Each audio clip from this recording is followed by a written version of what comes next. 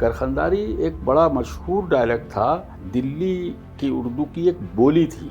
करखंदारी मर्दों तक महदूद थी। आर्या जारिया बोलना जो है वो करखंदारी नहीं है। हाँ भाई लमड़े बादशाह, मुझे देख के जो वो शर्मा रिया है, मेरा हौसला भी बढ़ा जा रहा है। कहाँ आगू आगू चल लिया है, साथ में चल। इस बोली में पर नहीं, इसके बारे में नहीं, बस इस बोली को इस्तेमाल करके एक किताब छोटी सी लिख दी। वो पहली किताब थी जो करखंदारी में लिखी गई, निराली उर्दू के नाम से। उर्दू तो उर्दू है, इसमें निराला क्या है? वो शैली क्या है, वो बोली क्या थी, ये आप बताइए। लोग यहाँ कोई 5 बज रहे होंगे कि वो इशाक का लमड़ा जो हमारे मकान के पास ही रहता है वो मेरे को मिल गया। वो कहने लगा मैं वो नया सर्कस आया हुआ वो भी देखा तुमने? तो मैंने कहा यार मेरे को तो वक्त ही नहीं मिलता, मैं कहाँ से सर्कस देखता। बोला खलीफा चले चलो, बड़े अजूबा जिनावर आए हुए हैं, देख के हिरियान हो जाता है आदमी। तो मैंने कहा चल भाई फिर आज हम भी देख के आते हैं। आदाब, मैं रिजवान खान, आप सबका इस्तकबाल है तहज़ीब टीवी पर। और आज हम एक बहुत ही दिलचस्प और अहम मौजू पर गुफ्तगू करने वाले हैं। दिलचस्प इसलिए क्योंकि जब आप उसको सुनेंगे तो आपको बड़ा मज़ा आएगा। अहम इसलिए क्योंकि जिस मौजू पर हम गुफ्तगू करने वाले हैं वो काफ़ी मशहूर हो रहा है, वो है निराली उर्दू। उर्दू तो उर्दू है, इसमें निराला क्या है?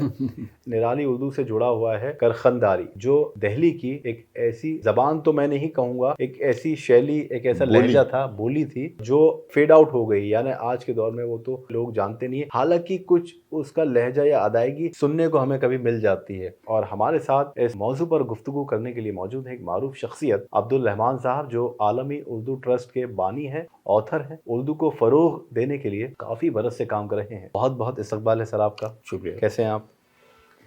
उर्दू के चाहने वाले, उर्दू के फ़रोग के लिए काम करने वाले आज के दौर में तो बहुत कम लोग हैं, उनमें से एक आपकी शख्सियत है जो काफ़ी काम कर रही है। क्योंकि मैं ये भी बताना चाहता हूँ कि उर्दू की जो मौजूदा दौर में जो किताबें या रिसाले कह लें जो छपती हैं, शाया होती हैं, लोगों तक पहुंच नहीं पाती क्योंकि उनकी कीमतें बहुत ज़्यादा होती हैं। अब्दुल रहमान साहब उन्हीं किताबों को अपने आलमी उर्दू ट्रस्ट की तरफ से, उसकी जानिब से छापते हैं और कम रकम में लोगों तक पहुंचाते हैं, मुहैया कराते हैं। जी जी, तो काफ़ी ज़्यादातर तो जितनी किताबें आलमी उर्दू ट्रस्ट की तरफ से शाया हुई वो मुफ्त तकसीम की गई तलबा में, तालीमी इदारों में। और अब भी कोई भी एक शख्स अगर चाहे कि कोई कोर्स से मुताल्लिक़ किताब उसको चाहिए हो, कोई तालिब इल्म हो, रिसर्च स्कॉलर हो जी, तो उसके लिए मुहैया की जाती है मुफ्त। लेकिन जिस मौजू की हम बात कर रहे हैं उस मौजू पर वापस लौटते हैं। निराली उर्दू जो किताब इस साल रिपब्लिश की गई वो काफ़ी मशहूर हो गई, काफ़ी पॉपुलर हो गई। वो शैली जो दिल्ली की थी, लोग तकरीबन 100 साल पहले बोला करते थे, वो शैली क्या है, वो बोली क्या थी, ये आप बताइए। कबूतरों को पानी दिए हुए मुझे 5-1 मिनट हुए होंगे कि इतने में किसी ने बैठक के किवाड़ पीटना शुरू कर दिए। अब मैं बड़ा हिरियान के इतने वक्त कौन आ गया भाई। इतने में आवाज़ आई कि मियाँ खलीफा ज़रा बाहर तो आओ। अब मैं जो बाहर गया तो देखा वो छज्जू मछेरे का लमड़ा उल जलूल खड़ा हुआ था। मैंने कहा क्यों भाई उल जलूल, कैसे आना हो गया? वो कहने लगा मियाँ खलीफा अपनी गली में कोई मकान तुम्हारे यहाँ खाली हो तो दिलवा दो, बड़ा परेशान जोजा ने मेरी कर रखा है। करखंदारी एक बड़ा मशहूर डायलेक्ट था, दिल्ली की उर्दू की एक बोली थी।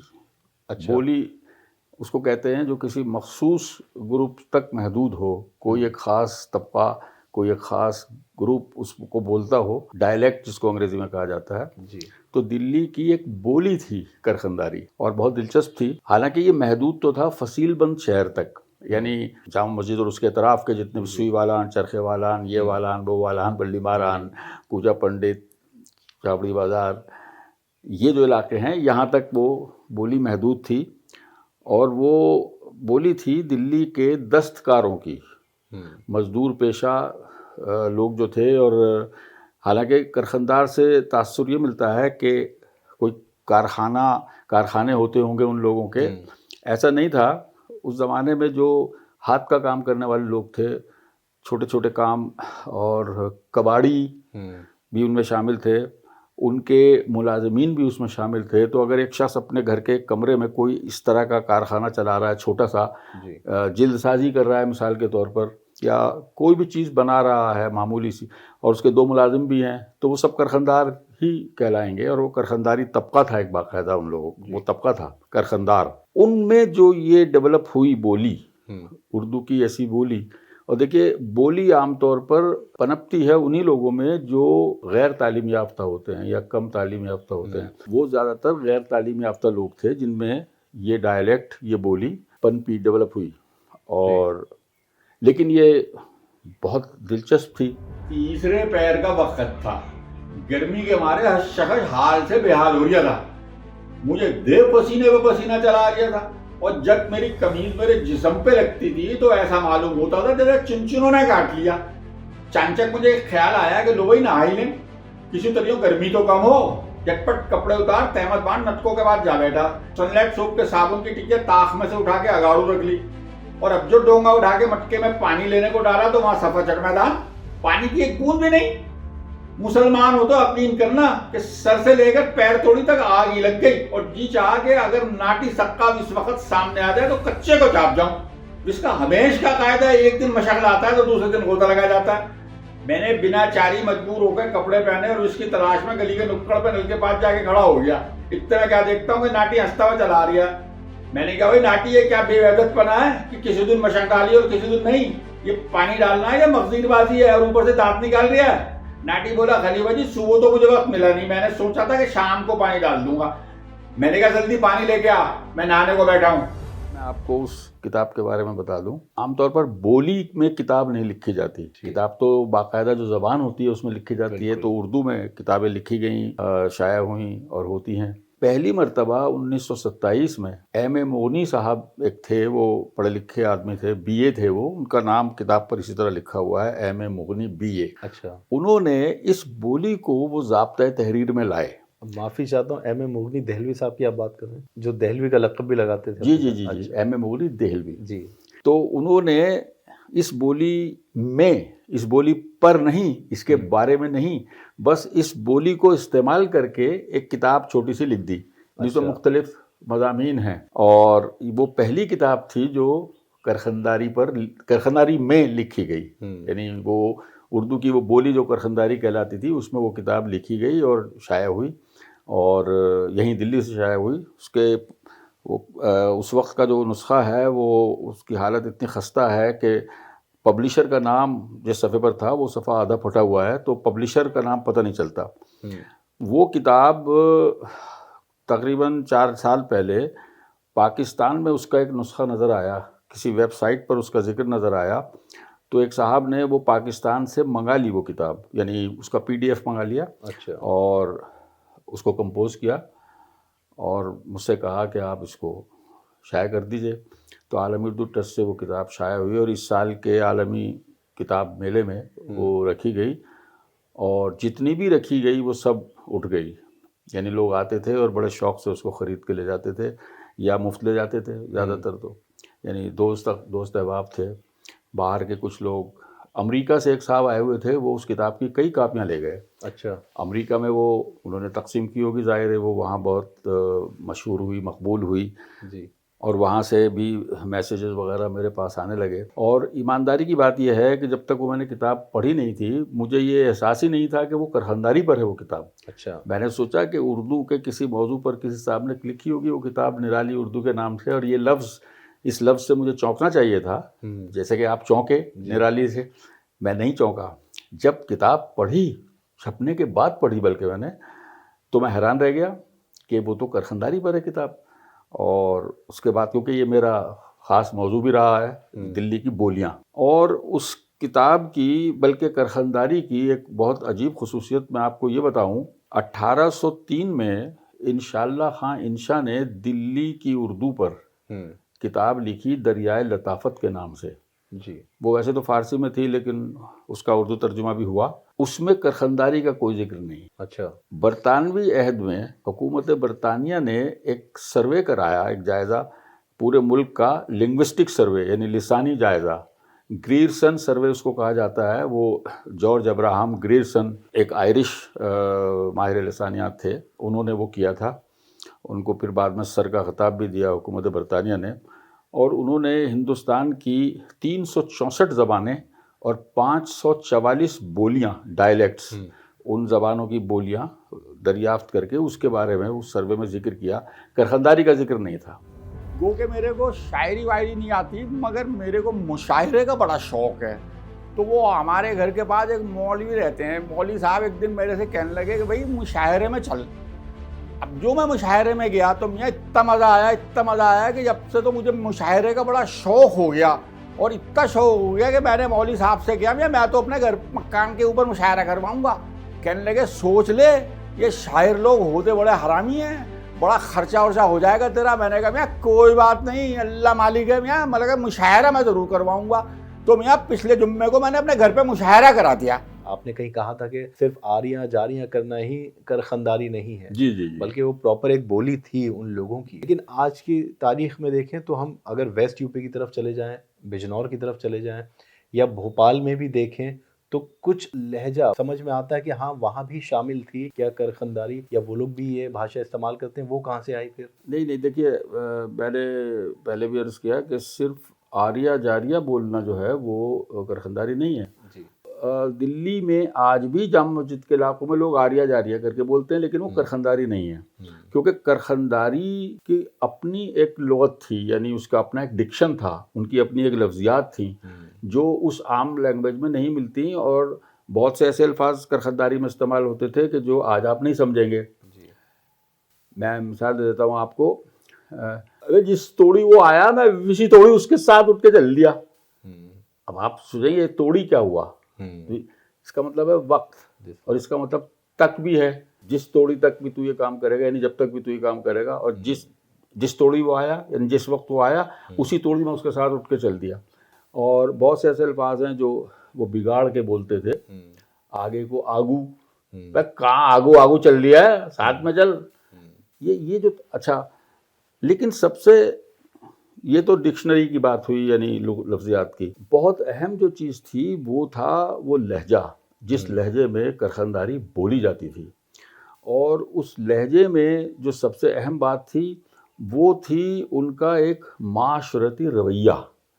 یعنی اس لہجے سے اتنی زبردست قسم کی بے پرواہی آیا ہوتی تھی, جیسے وہ بولنے والا شخص جو ہے وہ اپنی دنیا میں مست ہے, اس کو نہ تو پتہ ہے کہ دنیا میں کیا ہو رہا ہے, نہ اسے پرواہ ہے کہ دنیا میں کیا ہو رہا ہے.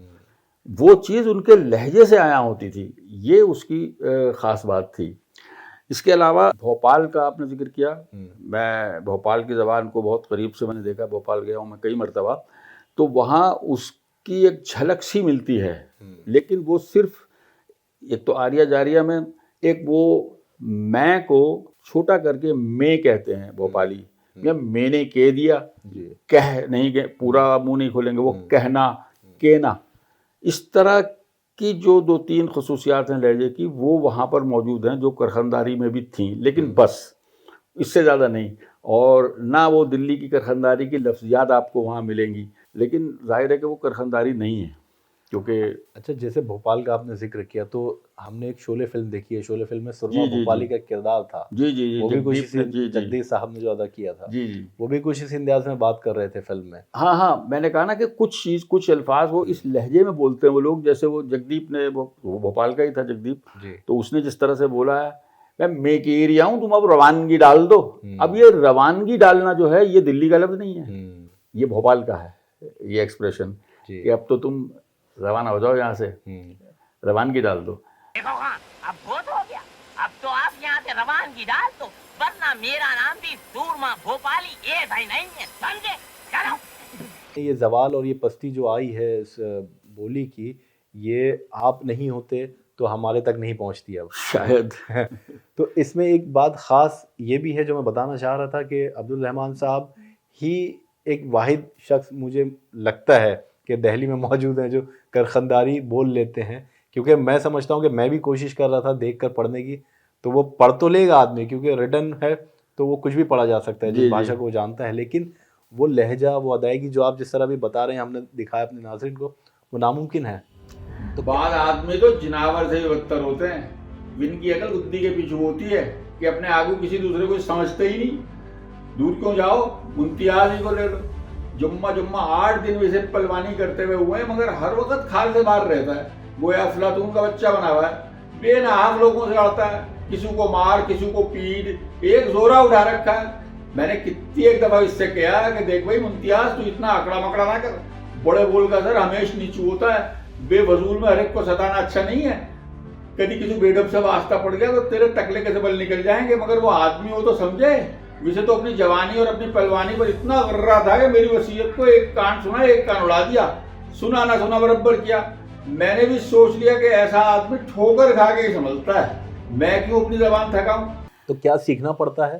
نہیں سیکھنا نہیں پڑتا. یہ دیکھیے زبان تو انسان اپنے بچپن میں جذب کرتا ہے سن سن کے. تو میں جب میری 75 سال کی عمر ہو گئی, بچہ تھا میں, تو جامع مسجد آنا جانا رہتا ہی تھا. تفریح کا سب سے بڑا مرکز وہی تھا ان دنوں میں, جامع مسجد. 50s اور 60s کی بات کر رہا ہوں. تو میں نے لوگوں کو بولتے ہوئے سنا ہے, اور وہ بولنے میں کیونکہ بہت دلچسپ لگتا تھا, اس لیے شاید قدرتی طور پر اس کو ذہن میں وہ محفوظ ہو گیا, از خود محفوظ ہو گیا وہ لہجہ, وہ تلفظ. حالانکہ اس میں بہت سے ایسے الفاظ وہ استعمال کرتے تھے جیسے قسم ہے اڑان جھلے کی. اب یہ اڑان جھلا کیا ہوتا ہے اور اس کی قسم کیوں کھائی گئی, لیکن یہ بہت عام ایک ایکسپریشن تھا کرخنداری کا, قسم ہے اڑان جھلے کی. فلموں میں بھی ہم نے سنا, ہندی فلموں میں شاید سنا ہوگا. جی جی جی. تو کئی ایسی فلمیں آئیں جن میں دلی والوں کی اردو لکھی گئی, ڈائلاگس دلی والوں کی اردو میں لکھے گئے, اور ان میں کئی ایسی چیزیں استعمال ہوئی. آریہ جاریہ تو خیر کئی فلموں میں آیا ہی ہے, لیکن اس طرح کی چیزیں, لمڈا, لڑکے کو لمڈا, لڑکی کو لمڈیا, اور بہت سے ایسے محاورے بھی دلی کے تھے جو کرخانداری میں مختلف ہو گئے تھے. جیسے ہم لوگ اردو میں آج بھی لکھتے ہیں کہ بھائی کیوں آئیں بائیں شائیں کر رہے ہو تم, تو وہ بائیں نہیں بولتے تھے, صرف آئیں شائیں بولتے تھے. اچھا, کہاں آئیں شائیں کی اڑا رہی ہے, یہ تھا ان کا ایکسپریشن. تو اسی طرح بہت سے ایسے محاورے تھے جو پڑھے لکھے لوگ استعمال کرتے تھے مختلف طریقے سے, لیکن وہ کرخنداری میں جا کر مختلف ہو گئے تھے, اور وہ بڑے دلچسپ لگتے تھے. آپ کو تو خیر یاد نہیں ہوگا, آپ نوجوان ہیں. ایک مخصوص کلچر تھا دلی کا, اور یہ اردو بازار جو ہے یہاں وہ کردار بہت نظر آتے تھے. مثال کے طور پر شام کے وقت سکے جو کندھے پر مشک ڈال کے, اور ان کے ہاتھ میں ایک ہاتھ سے مشک کا منہ بند کیا ہوا ہوتا تھا انہوں نے, اور ایک ہاتھ میں 2 کٹورے ہوتے تھے جن کو وہ بجاتے ہوئے چلتے تھے. تو ان کٹوروں کی آواز سے ہم سمجھ جاتے تھے کہ سکا آ رہا ہے, پانی پینا ہے اگر, تو اس کو روکتے تھے ہم, اور وہ ہاتھ سے مشک کا منہ ڈھیلا کیا, ایک کٹورا پانی سے بھر کے آپ کی طرف بڑھا دیا, آپ وہ پانی پی لیجئے. اگر آپ اسے کچھ دینا چاہیں تو دے دیجئے, وہ مانگے گا نہیں آپ سے. اچھا. اسی طرح ایک اور بڑا خاص فیچر تھا اس زمانے کا اردو بازار میں, دلی کے کلچر کا غماز کہیے اس کو, دلی کے کلچر کا وہ ایک حصہ تھا دلی کی تہذیب کا, وہ تھا ساقی. اور ساقی سے یہاں مراد یہ نہیں کہ وہ شراب پلاتا پھرتا تھا, بلکہ ان کے ہاتھ میں ایک حقہ ہوتا تھا بڑا خوبصورت, پیچوان, جس پر چلم پوش بھی رکھا ہوا ہوتا تھا, اور وہ تو خاموشی سے کھڑے رہتے تھے یا چلتے رہتے تھے. اب جس شخص کو 2-4 کش لگانا ہو حقے کے تو وہ ہاتھ بڑھاتا تھا, وہ اس کے نئے آپ کو پکڑا دیتے تھے. اب آپ نے 2-4 کش لگائے, اس کو اکنی دی, آپ آگے بڑھ گئے, تو وہ ساقی کہلاتے تھے. اس طرح کی جو چیزیں تھیں. اچھا, ایک بڑا دلچسپ کردار تھا اس زمانے میں, اس کا نام تھا بادشاہ پہلوان. اب یہ بادشاہ لفظ جو ہے یہ بادشاہ کی بگڑی ہوئی شکل ہے, لیکن یہ ان کے نام کا حصہ بن گیا تھا. وہ پہلوانی کرتے تھے, اور اب یہ بادشاہ پہلوان, اس کی بڑی دلچسپ بیک گراؤنڈ ہے. کسی دوست کو مخاطب کرنا ہوتا تھا یا پیار سے کسی کو مخاطب کرنا ہوتا تھا کرخنداری میں, تو اس کو کہتے تھے لمڈے بادشاہ. یعنی لمڈا تو لڑکے کے لیے ہو گیا, اور بادشاہ اس لیے کہ آپ اس سے محبت کر رہے ہیں, جتا رہے ہیں, یا وہ آپ کا دوست ہے, وہی لمڈے بادشاہ. تو یہ بادشاہ لفظ جو تھا, تو یہ صاحب جو تھے یہ پہلوان, ان کا نام کسی کو یاد نہیں ہے پرانی دلی میں. میں نے بہت اس پر تحقیق کی, لوگوں سے پوچھا, کسی کو یاد نہیں ہے. بس وہ بادشاہ پہلوان کہلاتے تھے, کیونکہ ایک بار انہوں نے کشتی جیتی اکھاڑے میں, وہ کشتی جیت گئے, تو ان کے علاقے کے لوگوں نے گتے سے بنا ہوا ایک تاج ان کے سر پہ رکھ کے کہا, بھائی آج سے بادشاہ ہے بھائی ہمارا. بس وہ اسی دن سے ان کا نام بادشاہ پہلوان ہو گیا, اور وہ مرتے دم تک بادشاہ پہلوان ہی کہلائے. میرا خیال ہے شاید ان کی زندگی میں بھی لوگ ان کا نام بھول گئے تھے, اور وہ اکثر شام کو جامع مسجد پر اس حالت میں آتے تھے کہ ایک لمبا چوغا تھا, پرانا سا, لیکن وہ ستارے ٹکے ہوئے تھے اس کے اوپر, اور گتے کا وہی تاج، وہی تو نہیں لیکن بعد میں اور بنوا لیا تھا انہوں نے، وہ گتے کا تاج سر پہ رکھ کے وہ بڑی شان سے نکلتے تھے سنجیدگی کے ساتھ. اچھا. اور لوگ اپنا ان کے پیچھے پیچھے محلے کے 5-6 شرارتی بچے بھی چلتے تھے لیکن ان کو کوئی چھیڑتا نہیں تھا. اور لوگ کہتے بھائی بادشاہ پہلوان آ رہے ہیں بھائی، جامع مسجد والے وہ بادشاہ پہلوان آ رہا ہے بھائی، ذرا چائے وائے لیا یار. کسی نے بٹھا کے ان کو کھیر کھلا دی، کسی نے چائے پلا دی. اس طرح ان کی پوری زندگی گزری. مگر در حقیقت مجھے کچھ لوگوں نے یہ بھی بتایا جو مجھ سے زیادہ معمر 2-3 لوگ ابھی موجود ہیں پرانی دلی کے، ان سے میں نے پوچھا، انہوں نے کہا کہ نہیں وہ ان کا نام تو اس وقت بھی لوگ بھول چکے تھے، ان کی زندگی میں بھول چکے تھے اور شاید ہی کسی کو ان کا نام اب یاد ہو، بس بادشاہ پہلوان تھے. یہ بہت چھوٹی چھوٹی سی کہانی ہے جو آج بھی دبی ہوئی ہیں، مطلب اگر آپ جیسے لوگ نہ ہوں تو ہم تک تو پہنچے نا، نوجوان نسل تک. لیکن میں ایک سوال اس میں بہت اہم یہ بھی ہے کہ جیسا آپ نے ابھی ذکر کیا کہ کرخنداری جو لوگ بولا کرتے تھے، یہ جو معاشرے کے لوگ تھے پرانی دہلی کے، یہ ان کو ضرورت اس شیلی کو یا اس ڈائلیکٹ کو انوینٹ کرنے کی، ایجاد کرنے کی کیوں پڑی؟ کیونکہ اس وقت کوئی ذرائع ایسے تفریح کے نہیں تھے، یہ بے پرواہ لوگ تھے. آپ نے کہا بالکل مست ہوتے تھے، دنیا کی ان کو پرواہ نہیں ہوتی تھی، بے فکر لوگ تھے. تو کیا تفریح کے لیے، کیونکہ دن میں کام ہی کرنا ہے اور ہر آدمی، یعنی آج کے ہم دیکھیں موجودہ دور میں بھی اگر آپ 9 گھنٹے لگاتار کام ہی کر رہے ہیں تو اسٹریس میں آ جاتے ہیں، تو کیا یہ اس وجہ سے بھی ایجاد کی گئی ہوگی؟ نہیں، میں سمجھتا ہوں یہ بات جو آپ کہہ رہے ہیں اگر غیر محسوس طریقے پر فطری طور پر ہوئی ہو تو ہوئی ہو، لیکن ان میں ان کی کسی شعوری کوشش کا دخل نہیں تھا. اور دوسرے یہ کہ زبان یا ڈائلیکٹ یعنی بولی ڈیولپ کی نہیں جاتی، یہ اپنے آپ ہو جاتی ہے. ڈائلیکٹ کا ڈیولپ ہونے کا جو پروسیس ہے، جو عمل ہے، وہ بہت فطری ہے. اور وہ ایسے ہے کہ ایک شخص فرض کیجئے کسی لفظ کو مس پروناؤنس کر رہا ہے، غلط تلفظ اس کا ادا کر رہا ہے، سننے والا بھی اسی کو، وہ بھی بے پڑھا لکھا ہے تو وہ اسی تلفظ سے اس لفظ کو ادا کرے گا. اس طرح سے وہ لغت بنتی چلی جاتی ہے. ایک تو یہ چیز اس میں ہوتی ہے. دوسری یہ کہ غیر تعلیم یافتہ لوگوں کا خصوصاً، ویسے تو تعلیم یافتہ لوگ بھی ایک مخصوص لہجے میں اپنی زبان کو بولتے ہیں، لیکن کرخنداری جو ہے یہ بھی ایک ڈائلیکٹ ہے، لیکن یہ جس طرح ڈیولپ ہوا وہ بہت مشکل ہے اس کے اشتقاق کو یا اس کے منبع کو تلاش کرنا کہ یہ کیسے ڈیولپ ہوا. کیونکہ 2 باتیں ہیں، ایک تو یہ کہ وہ صرف ایک مخصوص علاقے میں ڈیولپ ہوا، یعنی جامع مسجد اور اس کے اطراف، صرف جامع مسجد، یعنی برٹش پیریڈ میں دلی اور آگے پھیل گئی تھی، وسیع ہو گئی تھی، لیکن فصیل بند شہر کی جو حد تھی اس کے بعد کرخنداری کا سراغ نہیں ملتا. جی، وہ وہیں تک محدود تھا. اور فصیل بند شہر میں بھی کچھ علاقے باہری ایسے تھے، جیسے چاندنی چوک کی سائڈ کا جو علاقہ تھا جس میں ادھر مسلمان تھے، سامنے غیر مسلم یعنی کائست وغیرہ تھے، بھاگیرتھ پیلیس تک، فاتح پوری سے بھاگیرتھ پیلیس تک وہ پورا علاقہ، کٹرا نیل وغیرہ یہ سب غیر مسلم تھے. تو وہاں یہ نہیں پہنچا، حالانکہ کتنا فاصلہ ہے، بہت معمولی سا فاصلہ ہے، وہاں کرخنداری نہیں پہنچی. تو دلچسپ بات یہ ہے کہ یہ کرخنداری کا جو ڈائلیکٹ تھا، جو بولی تھی، وہ فصیل بند شہر تک محدود تھی. فصیل بند شہر کے بھی وہ محلے جن کے میں نے نام لیے، یعنی چرخے والان، سوئی والان، چتلی قبر، جامع مسجد کے چاروں طرف اور جامع مسجد میں، یعنی جو جتنے محلے تھے وہاں کرخنداری بولی جاتی تھی اس طبقے کے ذریعے جس کا میں نے ذکر کیا.